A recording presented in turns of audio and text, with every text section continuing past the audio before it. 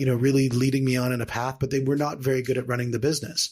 And that unfortunately impacted me as well. So, it's one of those things where I think the mentors that you pick, are really going to be the ones that are going to help you either succeed or create a barrier between you and success.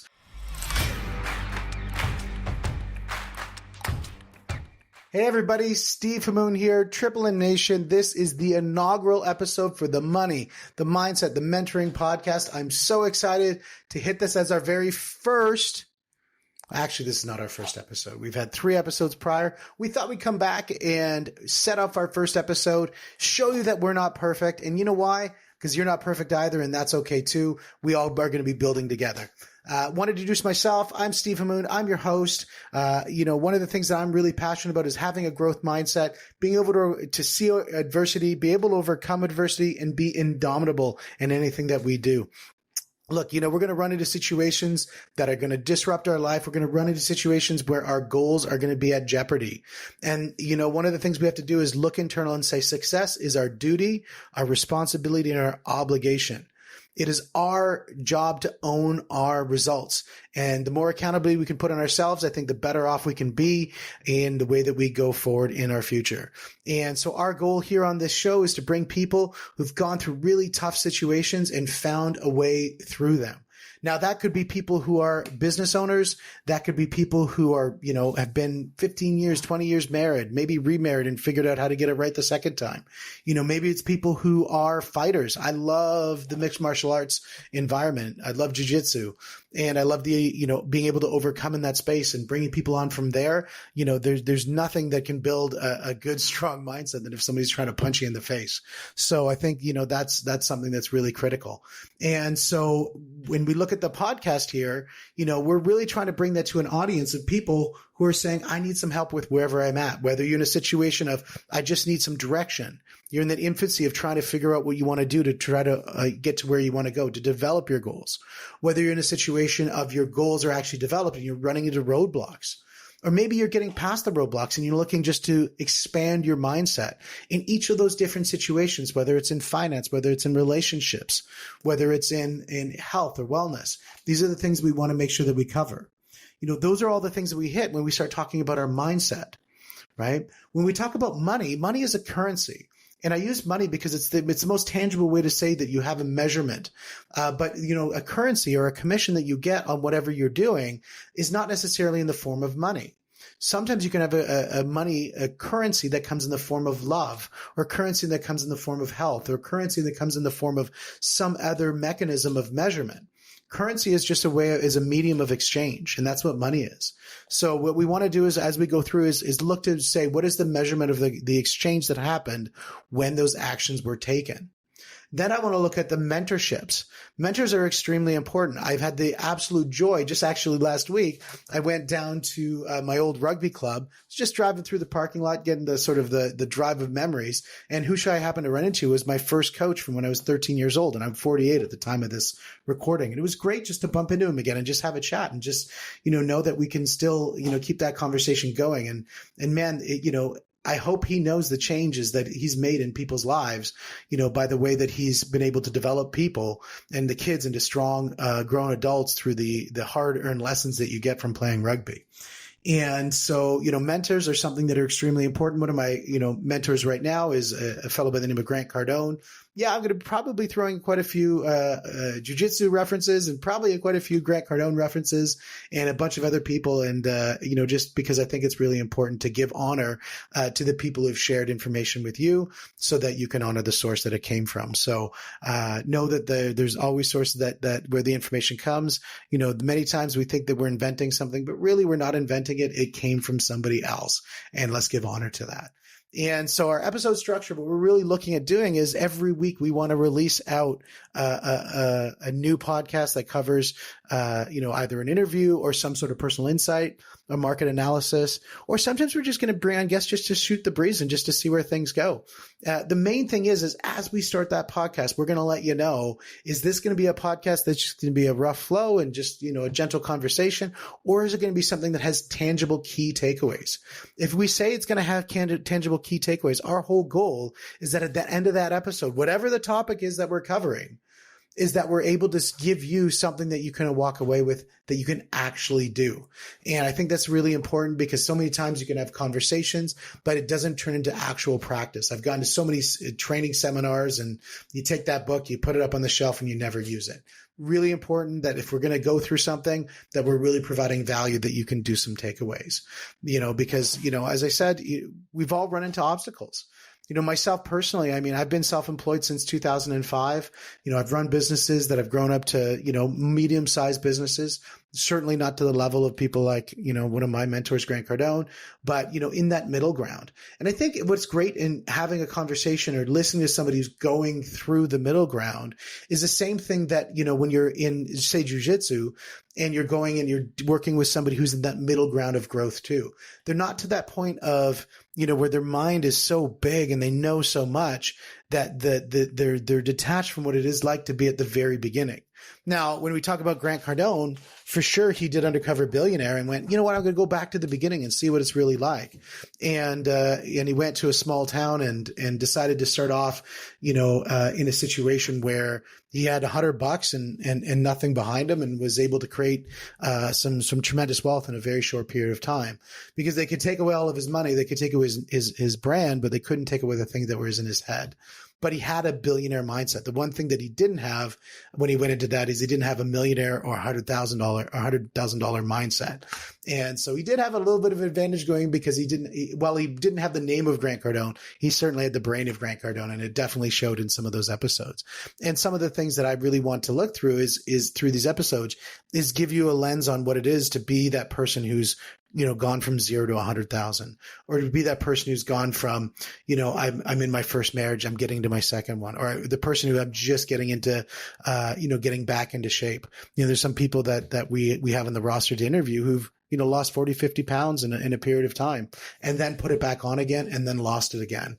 And what does that take to do that? And so real life examples, these are things that I think are really important, because too many times I think we can look on the lens of Instagram, we can look on the lens of YouTube or any of these social media platforms, and not really see true people.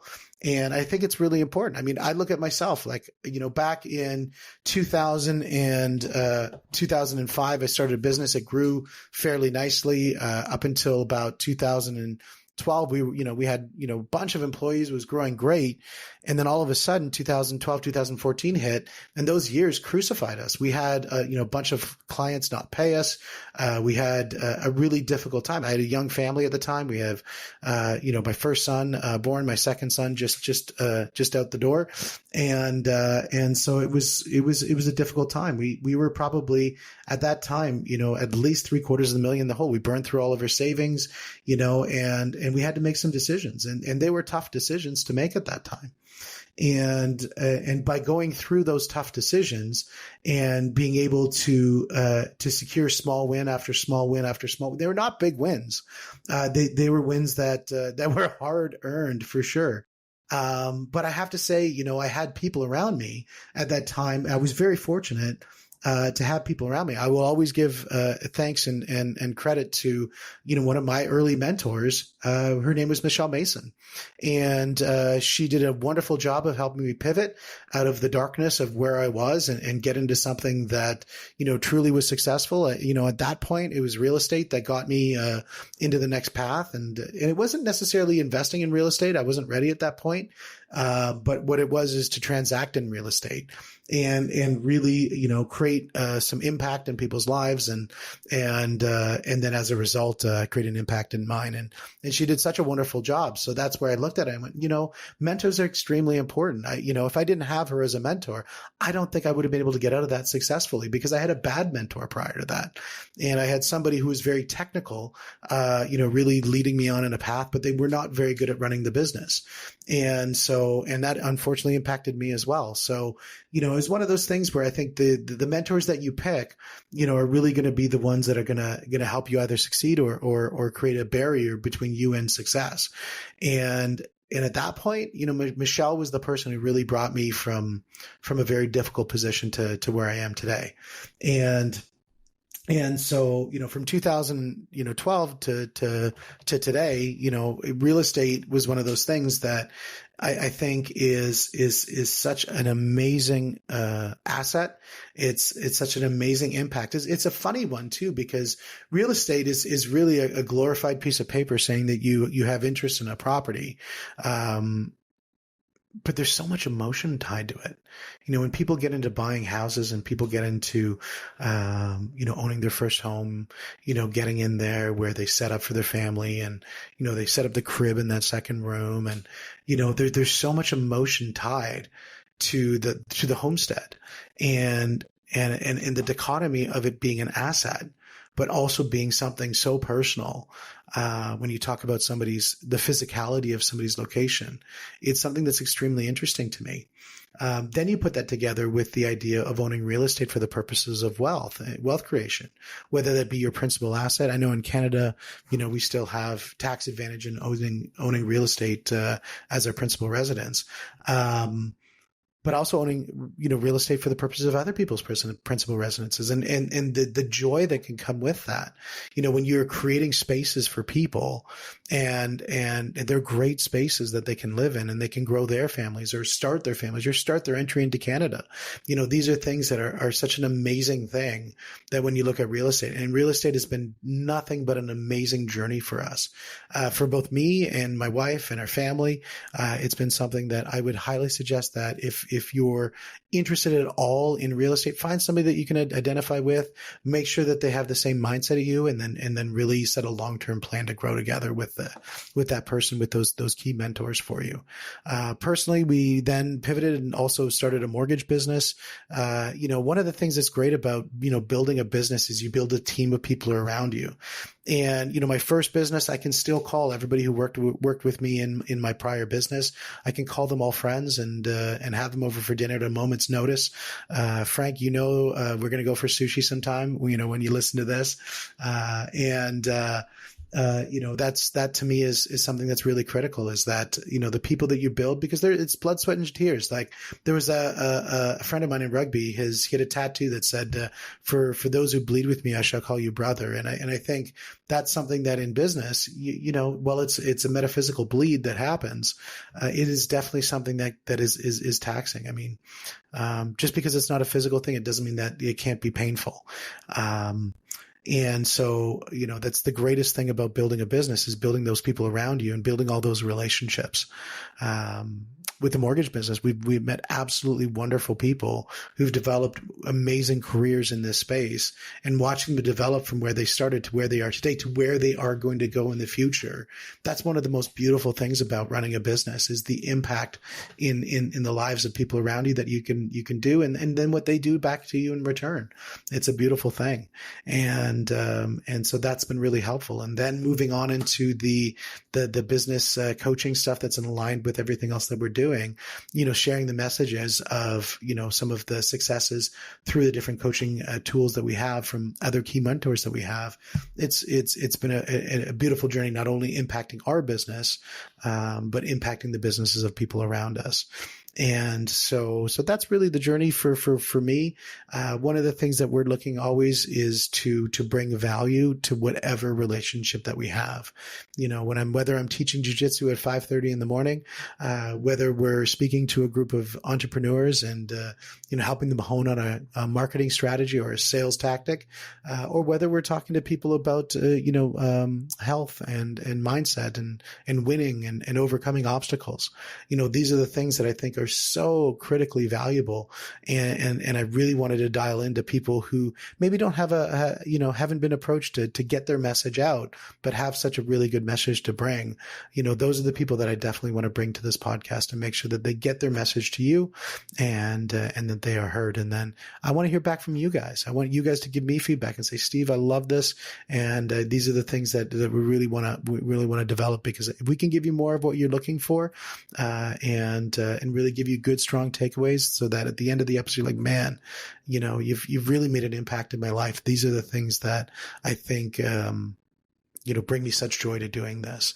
This is a project of passion, and I really want to share my passion with you guys. So without further ado, we're going to get on to getting ready for our next podcast. Our next podcast, we're going to get a little bit of light and playful. We're going to start talking a little bit about a one-on-one, talking about just a simple thing of why am I doing this podcast from the perspective of marketing. And so my hopes is that in sharing that and being, open and opening up the curtains behind the scenes as to why I think podcasting is extremely important, getting messaging out is there. And so let's get ready for episode number 2, which will be our podcast on marketing.